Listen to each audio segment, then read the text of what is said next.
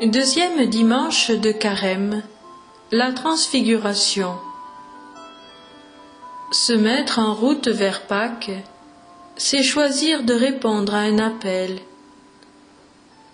Ton appel, Seigneur, qui veut nous ouvrir un chemin de vie.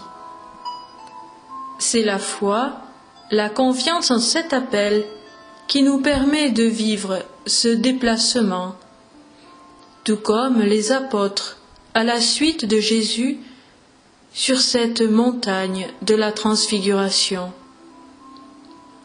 Ces 40 jours de Carême sont un chemin de foi pour aujourd'hui. Au fur et à mesure du chemin, tu te révèles, Seigneur, et tu nous dis, écoutez mon Fils. Avançons alors sans crainte, car tu marches avec nous. Lâcher prise, poursuivre l'itinéraire du Christ. Lâcher prise pour aller de l'avant en toute confiance.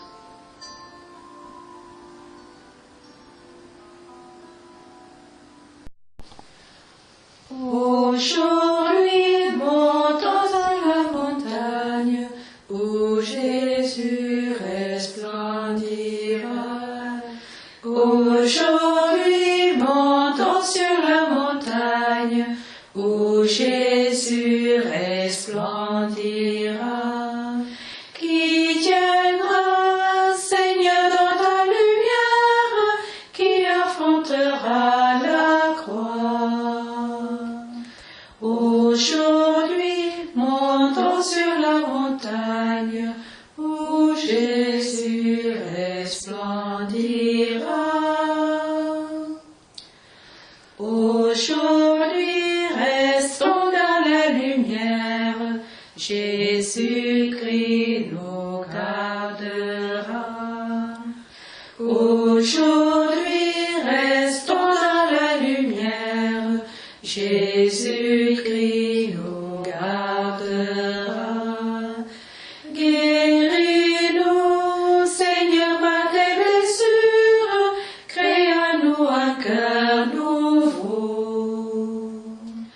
Aujourd'hui, restons dans la lumière, Jésus-Christ nous gardera.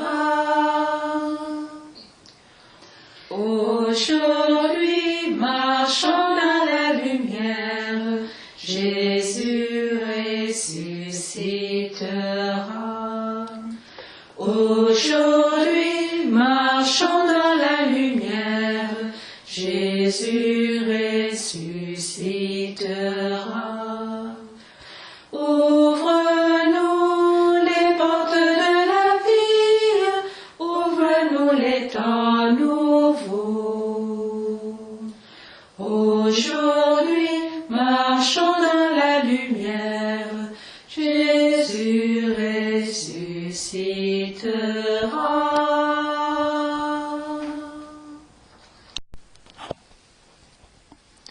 Évangile de Jésus-Christ selon saint Matthieu. Jésus prend avec lui Pierre, Jacques et Jean son frère, et il les amène à l'écart sur une haute montagne. Il fut transfiguré devant eux, son visage devint brillant comme le soleil, et ses vêtements blancs comme la lumière. Voici que leur apparurent Moïse et Élie, qui s'entretenaient avec lui. Pierre alors prit la parole et dit à Jésus, « Seigneur, il est heureux que nous soyons ici. Si tu le veux, je vais dresser ici 3 tentes, une pour toi, une pour Moïse et une pour Élie. » Il parlait encore lorsqu'une nuée lumineuse les couvrit de son ombre, et, de la nuée, une voix disait, « Celui-ci est mon fils bien-aimé, en qui j'ai mis tout mon amour, écoutez-le. » En entendant cela, les disciples tombèrent la face contre terre et furent saisis d'une grande frayeur. Jésus s'approcha, les toucha et leur dit « Relevez-vous et n'ayez pas peur. » Levant les yeux, ils ne virent plus que lui, Jésus seul. En descendant de la montagne, Jésus leur donna cet ordre : ne parlez de cette vision à personne, avant que le Fils de l'homme soit ressuscité d'entre les morts.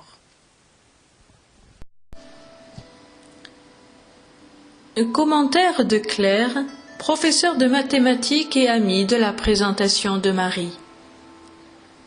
Certains d'entre nous l'ont expérimenté, d'autres non. Pourquoi Pierre, Jacques et Jean?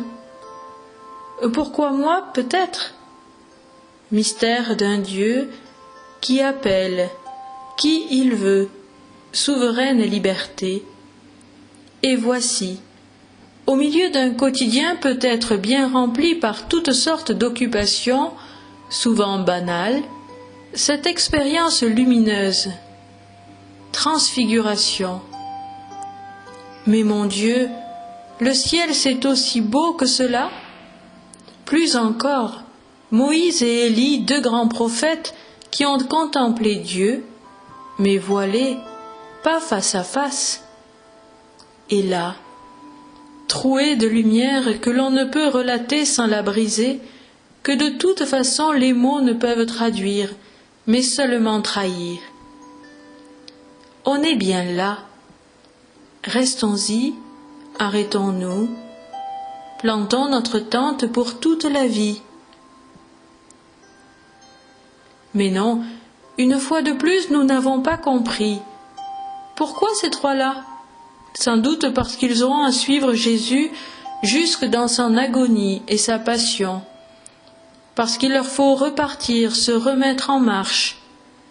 Renouvelés par cette expérience de Dieu, à l'instar d'Abraham, il nous faut reprendre la route, quitter notre petit confort spirituel, ne pas s'attacher aux dons et aux visions, si consolantes soient-elles, pour mieux s'attacher au donateur. Quelle tension entre le déjà et le pas encore!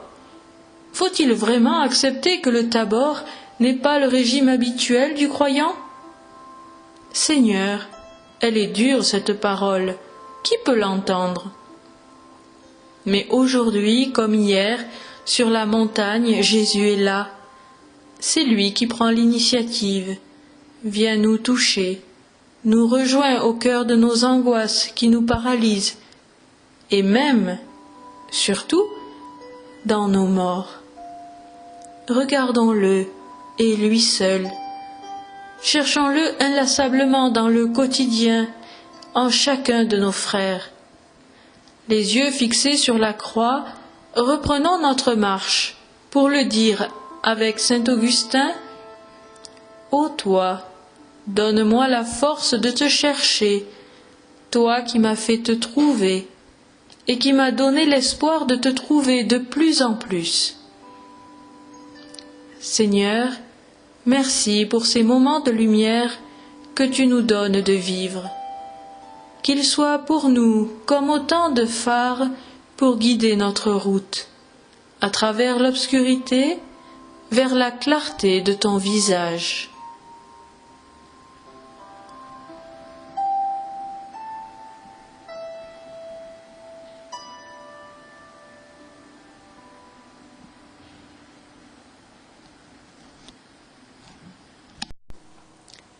Unis à tous les priants de par le monde, unis au Fils et dans l'Esprit, nous nous tournons vers toi, Dieu notre Père, en te chantant.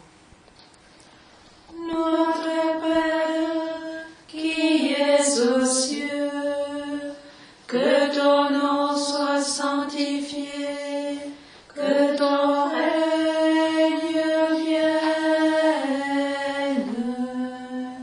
que ta volonté soit faite sur la terre comme au ciel. Donne-nous aujourd'hui notre pain de ce jour. Pardonne-nous nos offenses,